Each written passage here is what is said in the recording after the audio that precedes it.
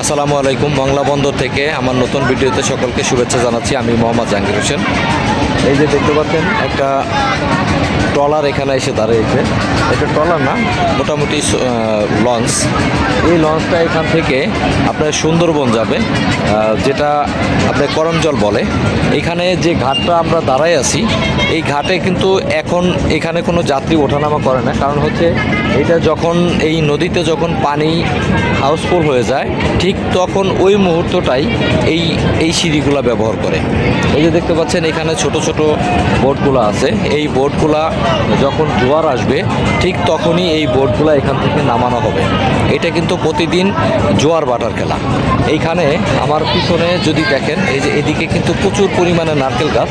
আর এই নারকেল গাছতলায় বিভিন্ন জায়গা থেকে যে যারা ভ্রমণে আসে, যে গাড়িগুলো, এই গাড়িগুলো হচ্ছে আপনার এই বাগানের ভিতরে রাখে। আর আমার এই পাশে দেখতে পাচ্ছেন অনেকগুলা ট্রলার। এগুলা হচ্ছে মাটির উপরে দাঁড়ানো আছে। যখন এখানে পানি জোয়ার আসবে, ঠিক ওই মুহূর্তটা এই ট্রলারগুলো নামানো হবে, তার আগে নামানো সম্ভব না। আর এখানে এই যে পাশে ছোট্ট একটা লঞ্চ দেখতে পাচ্ছেন। এই লঞ্চে যে যাত্রী উঠছে, এরা হচ্ছে এখান থেকে সুন্দরবন যাবে। আজকে আমরা কিন্তু সুন্দরবন যাচ্ছি না, কারণ হচ্ছে আমাদের গন্তব্য এই পর্যন্তই। আজ আমি ফরিদের সফর সঙ্গী হয়েছি। এই যে আমার সাথে ফরিদ আছে। ফরিদ, এই জায়গাটা আসলে কেমন লাগছে তোর কাছে? আসলে এটা খুবই একটা ওয়ান্ডারফুল প্লেস, অনেক সুন্দর লাগছে। প্রাকৃতিক নদীর উপরেই আমি দাঁড়িয়ে আছি বললে, মানে এখান থেকে লঞ্চ ট্রলারগুলো ছেড়ে যায় সুন্দরবনের উদ্দেশ্যে। সামনেই সুন্দরবন, বেশ একটু ট্রলারে যেতে হয় হয়তো 40 মিনিটের পথ। আপনারা দেখতে পাচ্ছেন যে সারি সারি লোকজন ট্রলারে উঠছে। এখান থেকেই মূলত আর কি সুন্দরবনের উদ্দেশ্যে সবাই রওনা দেয়। তো এটাই আর কি, আমার কাছে খুবই ভালো আছে। নদীটাও অনেক প্রশস্ত।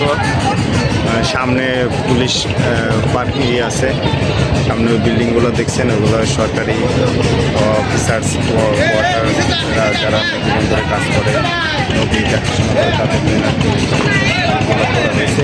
এখান থেকে ট্রলার প্লাস লঞ্চ এগুলাই সুন্দরবনের উদ্দেশ্যে ছেড়ে যায়। এই যে আপনার সিঁড়িটা দেখতে পাচ্ছেন, এইটা দিয়ে যখন জোয়ার আসে, হাউসফুল পানি থাকে, ঠিক তখন এই সিঁড়িটা ব্যবহার করে। এছাড়া দেখেন এই যে পাশে দেখেন সবাই কিন্তু আপনার লঞ্চে উঠছে। আর এই পাশে হচ্ছে বড় বড় লঞ্চ ঘাট, যে অনেক লঞ্চগুলা যেগুলা পণ্যবাহী লঞ্চ আসে, এইটার ঘাট হচ্ছে ওইটা।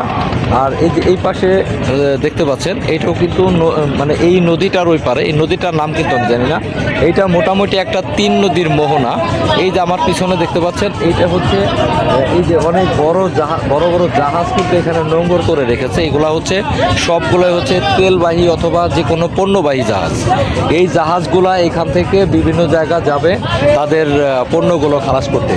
আসলে এই যে পয়েন্টে দাঁড়িয়ে আছি, পয়েন্টটা কিন্তু আসলে অসাধারণ। এইখানে আমি আগে কখনো আসিনি, আজকে আমার প্রথম আমি এখানে বেড়াতে আসছি। এই যে এই পাশে দেখেন পুরোটা হচ্ছে নারকেলের বাগান। এই নারকেলের বাগানটা আমার কাছে খুব ভালো লাগলো, কারণ একসাথে অনেক দিন যাবৎ এরকম নারকেলের বাগানটা দেখি না। অবশ্য আমার মনে হয় এই এলাকায় নারকেল বা ডাব এগুলাও হয়তো আপনার অনেক কম দামে। আর এইখান থেকে এরা যারা আপনার সুন্দরবন যাচ্ছে, এরা 1 দিন বা 2 দিনের প্যাকেজে এখান থেকে সুন্দরবন যাওয়া যায়। যেহেতু আজকে আমি সুন্দরবন যাচ্ছি না, সেক্ষেত্রে সুন্দরবনের ফিলিংসটা আমি একটু নিতে পারবো না। একটা দেখেন, এটা ছোটো ট্রলারের মতো দেখা যাচ্ছে, কিন্তু এটার ভিতরে মানুষ থাকে। উপরেও মানুষগুলা যখন বেড়াতে যায় তখন উপর দিয়ে থাকে।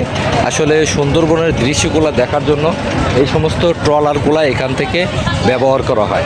আর এখানে যত ট্রলার দেখতে পাচ্ছেন সবগুলোই হচ্ছে যাত্রীবাহী ট্রলার। আর মাছ ধরার ট্রলারটা এই সাইডে নেই। আসলে আমার কাছে একটু অন্যরকম লাগছে, কারণ আমি প্রথমবার এসেছি এই এলাকায়। আর এরপরে যখন আসবো, ইনশাআল্লাহ আমি আপনাদেরকে সুন্দরবনের কিছু ভিডিও দেওয়ার চেষ্টা করব। সবাই ভালো থাকবেন। আর আমার চ্যানেলে যদি আপনারা নতুন হয়ে থাকেন, অবশ্যই আমার চ্যানেলটা সাবস্ক্রাইব করবেন। আর আমার এই ভিডিওটা যদি আপনারা আমার পেজে দেখেন, অবশ্যই আমার পেজটা ফলো দিয়ে রাখবেন। ভিডিওটা সবাই বেশি বেশি করে শেয়ার করবেন। ধন্যবাদ, সবাই ভালো থাকবেন। দেখা হবে অন্য কোনো ব্লগ ভিডিওতে। আসসালামু আলাইকুম।